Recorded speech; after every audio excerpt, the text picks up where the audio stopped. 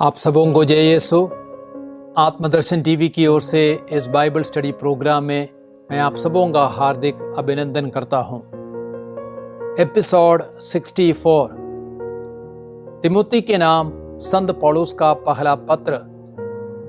इस पत्र के 6 अध्याय है और तिमुती के नाम पौलुस के पहले पत्र के अध्ययन के समय मैं 7 मुख्य बिंदुओं पर प्रकाश डालना चाहता हूं। सबसे पहले तिमुती के नाम पत्र की प्रस्तावना, दूसरा पत्र का लेखक, तीसरा पत्र का रचना काल, चौथा पत्र में क्रिस्त, पांचवां पत्र के मुख्य शब्द, आयतें और अध्याय, छठवां पत्र का सर्वेक्षण, सातवां पत्र की मुख्य शिक्षा। अब हम पहले बिंदु पर आते हैं, प्रस्तावना। तिमुती एशिया माइनर का एक ख्रिस्तीय था और उसका यूनानी नाम था तिमोथियोस और उसका अर्थ है ईश्वर की महानता। तिमुती की मां एक मसीही यहूदी थी और पिता यूनानी था। प्रेरित चरित्र अध्याय 16 वाक्य 1 और 2 में हम इस बात को पढ़ सकते हैं। वह प्रेरिताई कार्य में संत पौलुस का साथी और सहायक बना। यह पत्र विशेष रूप से विश्वासियों के नेताओं के लिए लिखा गया है। तिमुती के नाम पहले पत्र में 3 मुख्य बातों की चर्चा की गई है। पहली मुख्य बात है, यह पत्र कलीसिया में जो झूठी शिक्षा प्रचलित थी उसके विरुद्ध एक चेतावनी है। उस शिक्षा के अनुसार भौतिक संसार बुरा माना जाता था और मुक्ति पाने के लिए किसी विशेष गुप्त ज्ञान की जरूरत थी। किसी भोजन और विवाह को भी त्यागने की आवश्यकता थी। और दूसरी बात, कलीसिया का संगठन कैसे हो, धर्म सभा में प्रार्थना किस प्रकार हो, स्त्रियों के क्या क्या कर्तव्य है, अध्यक्ष और धर्म सेवक को कैसे होना चाहिए, आदि बातों पर पत्र प्रकाश डालता है। और तीसरा, तिमुती को यह सलाह दी जाती है कि किस प्रकार वह एक अच्छा धर्म सेवक बन सकता है और विश्वासियों के प्रति उसकी क्या क्या जिम्मेवारियां हैं। अब हम पत्र के दूसरे मुख्य बिंदु पर आते हैं, अर्थात पत्र का लेखक। 18वीं सदी में तिमुती के नाम 2 पत्र और तीतुस के नाम पत्र मेषपालीय पत्र अर्थात पास्टरल लेटर्स के नाम से जाने गए। इन पत्रों से ही हमें संकेत मिलता है कि पौलुस इन पत्रों का लेखक है। आप देखें, तिमुती का पहला पत्र अध्याय 1 वाक्य 1, तिमुती के नाम दूसरे पत्र अध्याय 1 वाक्य 1, तीतुस का पत्र अध्याय 1 वाक्य 1। लेखक अपने बारे में लिखते हैं कि वह पहले ईश निंदक, अत्याचारी और अन्यायी था, किंतु मुझ पर दया की गई है क्योंकि अविश्वास के कारण मैं यह नहीं जानता था कि मैं क्या कर रहा था। अध्याय 1 वाक्य संख्या 13। अपने बारे में यह भी लिखते हैं, ईसा मसीह पापियों को बचाने के लिए संसार में आए और उनमें सर्वप्रथम मैं हूं। अध्याय 1 वाक्य 15। पौलुस के अलावा अन्य किसी लेखक के लिए ये वचन अर्थात अध्याय 1, 13 और 15 उपयुक्त नहीं होते। कलीसिया की परंपरा और कलीसिया के आचार्य पॉलीकार्प, रोम के क्लेमेंट इरेनियुस, टर्टुलियन, अलेक्जेंड्रिया के क्लेमेंट के अनुसार तिमुती के नाम दोनों पत्र और तीतुस के नाम पत्र पौलुस द्वारा लिखे गए थे। फिर भी विद्वानों के अनुसार इन पत्रों की शब्दावली, व्याकरण, प्रयोग एवं भाषा शैली पौलुस के मौलिक पत्रों से भिन्न है। इसलिए उनका कहना है कि ये पत्र पौलुस ने किसी सचिव द्वारा लिखवाए थे। कुछ अन्य विद्वान कहते हैं कि ये पत्र किसी संकलनकर्ता द्वारा तैयार किए गए थे, लेकिन इससे पत्र का महत्व नहीं घटता है। अब हम तीसरे मुख्य बिंदु पर आते हैं, पत्र का रचना काल। जो विद्वान सोचते हैं कि ये पत्र पौलुस ने लिखे, उनका मानना है कि पौलुस के रोमन कैद खाने से मुक्ति के बाद तथा प्राण दंड दिए जाने के बीच की अवधि में ही इनकी रचना हुई। आप देखें प्रेरित चरित्र अध्याय 28 वाक्य 16। दूसरे विद्वान मानते हैं कि इन पत्रों की रचना दूसरी शताब्दी की शुरुआत में हुई। अब हम चौथे मुख्य बिंदु पर आते हैं, पत्र में क्रिस्त ईश्वर तथा मनुष्यों के बीच केवल एक ही मध्यस्थ है। अध्याय 2 वाक्य 5। मसीह मनुष्य के रूप में प्रकट हुए, आत्मा के द्वारा सत्य प्रमाणित हुए, स्वर्गदूतों को दिखाई पड़े, गैर यहूदियों में प्रचारित हुए, संसार भर में उन पर विश्वास किया गया और वह महिमा में आरोहित कर लिए गए हैं। अध्याय 3 वाक्य 16। वह आत्मिक शक्ति, विश्वास और प्रेम का स्रोत है। अध्याय 1 वाक्य 12 और 14। वह स्वयं मनुष्य है और जिन्होंने सबों के उद्धार के लिए अपने को अर्पित किया। अध्याय 2 वाक्य 6। वह सब मनुष्यों का और विशेष रूप से विश्वासियों का मुक्तिदाता है।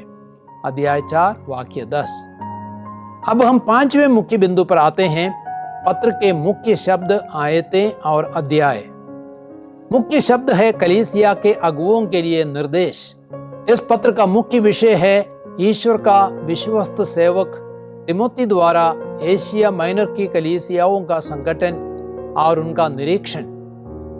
पौलुस यह पत्र तिमोथी को इसलिए लिखते हैं ताकि मकदूनिया में उनकी अनुपस्थिति के समय तिमोथी को एक अगुवे के रूप में अपने कामों में सही मार्गदर्शन मिले।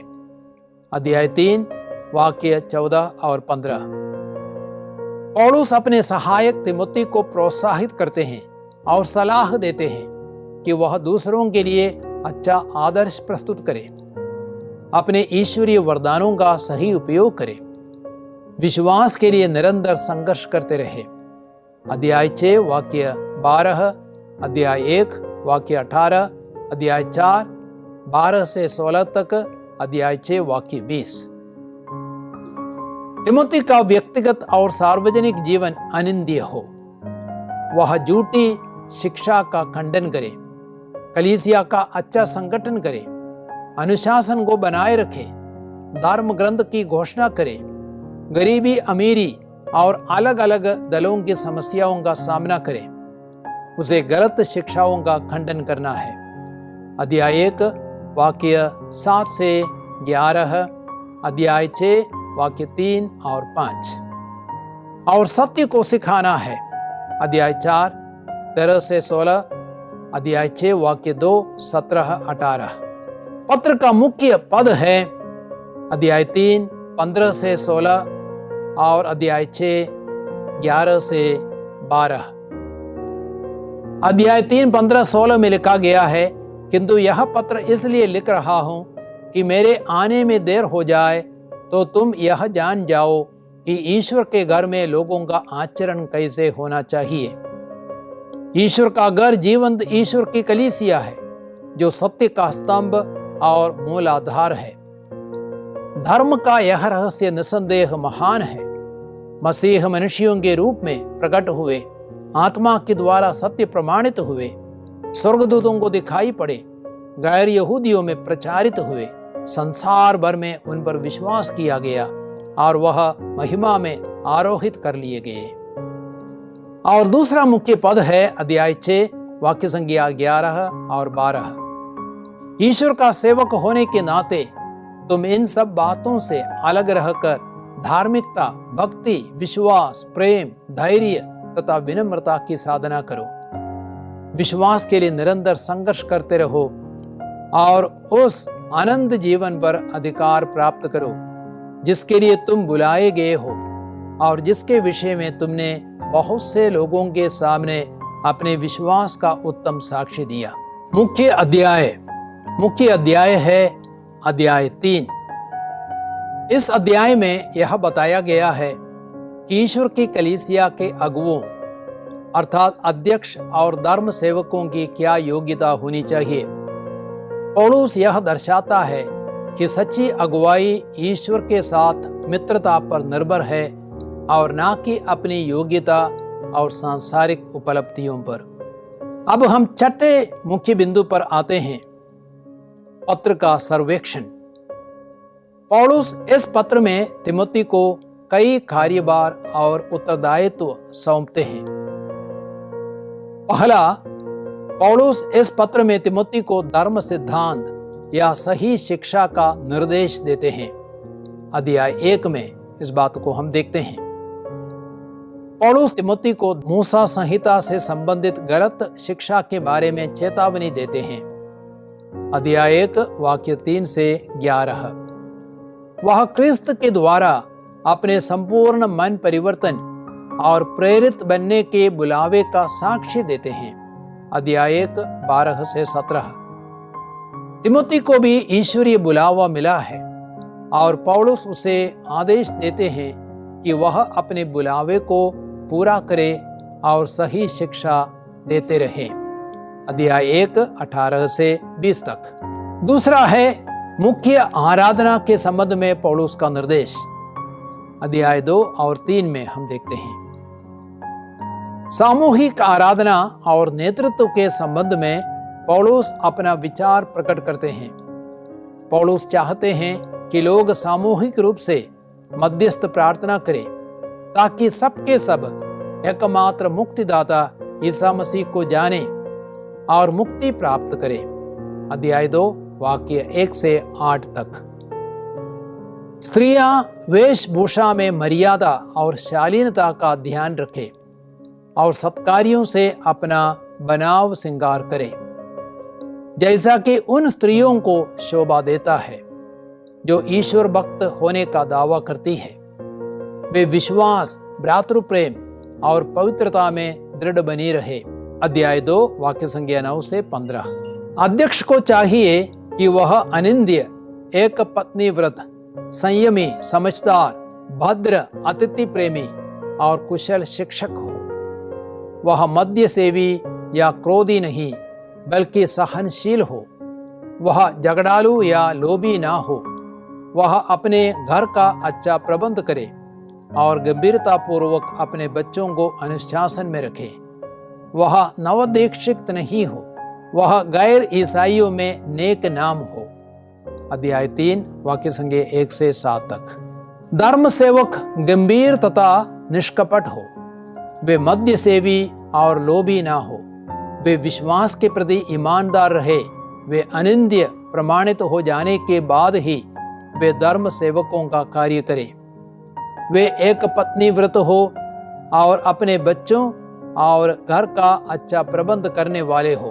अध्याय 3 वाक्य संख्या 8 से 13 तक। और तीसरा भाग है झूठे शिक्षकों के बारे में पौलुस का निर्देश। अध्याय 4। पौलुस कहते हैं कि अंतिम समय में कुछ लोग विश्वास अस्वीकार करेंगे क्योंकि वे बहकाने वाले आत्माओं पर और अपतुतों की शिक्षा पर ध्यान देंगे। वे कपटी लोगों के पाखंड द्वारा भटकाए जाएंगे। वे विवाह का निषेध करेंगे। लेकिन पौलुस तिमोथी से कहते हैं कि वह ये सब बातें भाइयों को समझाए ताकि वह ईसा मसीह का उत्तम सेवक बना रहे और विश्वास के सिद्धांतों से एवं उस प्रामाणिक शिक्षा से बल ग्रहण करता रहे। पौलुस यह भी सुझाव देते हैं कि तिमोथी उस कृपादान की उपेक्षा ना करे जो उसमें विद्यमान है। अध्याय 4 वाक्य संख्या 1 से 16 तक। चौथा भाग कलीसिया में अनुशासन के बारे में निर्देश। अध्याय 5 में इन बातों को हम पढ़ेंगे। पौलुस यह सलाह देते हैं कि कलीसिया के सभी सदस्यों को अपना परिवार जैसा देखें और व्यवहार करें। बड़े बूढ़े को कभी नहीं डांटे बल्कि उससे इस प्रकार अनुरोध करे मानो वह उसका पिता हो। युवकों को भाई, वृद्धाओं को माता और युवतियों को बहन समझकर उनके साथ शुद्ध मन से व्यवहार करे। विधवाओं का सम्मान और सहायता करे जो सचमुच विधवा है। वे ईश्वर पर भरोसा रखकर दिन रात प्रार्थना तथा उपासना में लगी रहें। लेकिन कम उम्र की विधवाएं विवाह करें, माता बने, अपने घर का प्रबंध करें। अध्याय 5 वाक्य संज्ञा 1 से 25 तक। और 5वां भाग है चरवाहे के कर्तव्यों के बारे में निर्देश। अध्याय 6 में इन बातों को हम देखेंगे। कुछ लोग समझते हैं कि भक्ति से लाभ मिलना चाहिए। पौलुस कहते हैं कि भक्ति से अवश्य बड़ा लाभ होता है, किंतु केवल उसी को जो अपनी धन संपत्ति से संतुष्ट रहता है। यदि हमारे पास भोजन वस्त्र है तो हमें इससे संतुष्ट रहना चाहिए, क्योंकि धन का लालच सभी बुराइयों की जड़ है। इसी लालच में पड़कर कई लोग विश्वास के मार्ग से भटक गए और उन्होंने बहुत सी यंत्रणाएं झेली। पौलुस तिमोथी को समझाते हुए कहते हैं कि वह ईश्वर का सेवक होने के नाते इन सब बातों से अलग रहकर धार्मिकता, भक्ति, विश्वास, प्रेम, धैर्य तथा विनम्रता की साधना करे। अध्याय 6 वाक्य संज्ञा 5 से 11 तक। अब हम पत्र के 7वें मुख्य बिंदु पर आते हैं, तिमोथी के नाम पत्र की मुख्य शिक्षा। एफेसुस की कलीसिया में झूठे प्रचारक थे जो गलत शिक्षा देते थे। पौलुस ने तिमोथी को यह पत्र लिखा ताकि वह जाने कि ईश्वर के घर में लोगों का आचरण कैसा होना चाहिए। ईश्वर का घर जीवंत ईश्वर की कलीसिया है जो सत्य का स्तंभ और मूल आधार है। अध्याय 3 वाक्य 15। पत्र हमें 4 मुख्य शिक्षाएं प्रदान करता है। पहली शिक्षा है कलीसिया के पास सही शिक्षा या संदेश है जिसकी रक्षा करनी चाहिए। अध्याय 1 वाक्य 20। कलीसिया के पास सही शिक्षा है जो सुसमाचार के अनुरूप है। यह सुसमाचार परम धन्य ईश्वर की महिमा प्रकट करता है और पौलुस को सौंपा गया है। अध्याय 1 वाक्य 11। लेकिन कलीसिया में कई ऐसे लोग थे जो हितकारी शिक्षा का विरोध करते थे। इसलिए पहले अध्याय में पौलुस तिमोथी से कहते हैं कि वह कलीसिया की शिक्षा की रक्षा करे। अध्याय 1 वाक्य 10, अध्याय 4 6, 13, 16, अध्याय 5, 17, अध्याय 6, 1, 3 से 4 तक। पौलुस तिमोथी को आदेश देते हैं कि कलीसिया में गलत शिक्षा का प्रवेश ना हो। अध्याय 1, 3 से 11 तक। दूसरी मुख्य शिक्षा है कलीसिया के सदस्य है जिनको मार्गदर्शन की आवश्यकता है। सामूहिक आराधना और नेतृत्व के संबंध में पौलुस अपना विचार प्रकट करते हैं। वह निर्देश देते हैं कि पुरुष सामूहिक रूप से मध्यस्थ प्रार्थना करें ताकि सबके सब एकमात्र मुक्तिदाता ईसा मसीह को जाने और मुक्ति प्राप्त करें। अध्याय 2 वाक्य 1 से 8 तक। स्त्रियां वेशभूषा में मर्यादा और शालीनता का ध्यान रखें और सत्कार्यों से अपना बनाव श्रृंगार करें, जैसा कि उन स्त्रियों को शोभा देता है। वे ईश्वर भक्त होने का दावा करती है। वे विश्वास, भ्रातृ प्रेम और पवित्रता में दृढ़ बनी रहे। अध्याय 2 वाक्य 9 से 15 तक। अध्यक्ष को चाहिए कि वह अनिंद्य, एक पत्नी व्रत, संयमी, समझदार, भद्र, अतिथि प्रेमी और कुशल शिक्षक हो। वह मद्य सेवी या क्रोधी नहीं, बल्कि सहनशील हो। वह झगड़ालू या लोभी ना हो। वह अपने घर का अच्छा प्रबंध करे और गंभीरता पूर्वक अपने बच्चों को अनुशासन में रखे। अध्याय 3 वाक्य 1 से 7 तक। धर्म सेवक गंभीर तथा निष्कपट हो। वे मद्य सेवी और लोभी ना हो। वे विश्वास के प्रति ईमानदार रहे। वे अनिंद्य प्रमाणित हो जाने के बाद ही वे धर्म सेवकों का कार्य करें। वे एक पत्नी व्रत हो और अपने बच्चों और घर का अच्छा प्रबंध करने वाले हो। अध्याय 3 वाक्य 8 से 13 तक। तीसरी मुख्य शिक्षा है कलीसिया के अध्यक्ष के विशेष कर्तव्य है। अध्यक्ष का कर्तव्य बनता है कि जो लोग गलत शिक्षा के शिकार बने हैं उन्हें समझाए ताकि वह ईसा मसीह का उत्तम सेवक बना रहे और विश्वास के सिद्धांतों से एवं उस प्रामाणिक शिक्षा से बल ग्रहण करते रहे। वह लोगों को आदेश और शिक्षा दिया करे, वचन, कर्म, प्रेम, विश्वास और शुद्धता में विश्वासियों के आदर्श बने। धर्म ग्रंथ का पाठ करने और प्रवचन तथा शिक्षा देने में लगे रहें। पौलुस यह भी सुझाव देते हैं कि तिमुथी उस कृपा दान की उपेक्षा न करे जो उसमें विद्यमान है। अध्याय 4 वाक्य संज्ञा 1 से 16। और चौथी मुख्य शिक्षा है कलीसिया के सभी सदस्यों को अपना परिवार जैसे समझे। बड़े बूढ़े को कभी नहीं डांटे, बल्कि उससे इस प्रकार अनुरोध करे मानो वह उसका पिता हो। युवकों को भाई, वृद्धाओं को माता और युवतियों को बहन समझकर उनके साथ शुद्ध मन से व्यवहार करे। विधवाओं का सम्मान और सहायता करे। जो सचमुच विधवा है वे ईश्वर पर भरोसा रखकर दिन रात प्रार्थना तथा उपासना में लगी रहे। लेकिन कम उम्र की विधवाएं विवाह करें, माता बने, अपने घर का प्रबंध करें। जो अध्यक्ष नेतृत्व करने में सफलता प्राप्त करते हैं वे दुगने सम्मान के योग्य समझे जाए, विशेष रूप से वे जो सुसमाचार के प्रचार और शिक्षा कार्य में लगे हुए हैं। अध्याय 5 वाक्य 1 से 25 तक।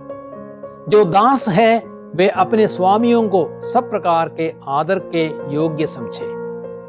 अध्याय 6 वाक्य संज्ञा 1 और 2। तो प्यारे भाइयों और बहनों, आप लोगों ने तिमुथी के नाम पत्र का अध्ययन किया है और मेरी आशा है आप तिमुथी के नाम पहले पत्र को समझने में कामयाब हुए हैं। अब मैं आपसे आग्रह करूंगा आप उस पत्र को पढ़ें और आप अच्छी तरह उसे समझ पाए, यही मेरा विश्वास है। मैं आपके लिए एक छोटी प्रार्थना करता हूं। प्यारे पिता परमेश्वर, बाइबल के वचनों में रुचि रखने वाले और बाइबल के ग्रंथों का अध्ययन करने वाले इन सभी भाई बहनों को आप आशीर्वाद दीजिए। इन्हें अपने पवित्र आत्मा से, प्रज्ञा से, ज्ञान से भरिए। वे आपके वचनों को समझ सके, आपके वचनों को अपने जीवन में उतार सके। पिता, पुत्र, पवित्र आत्मा के नाम पर आमीन। आप सबों को जय यीशु।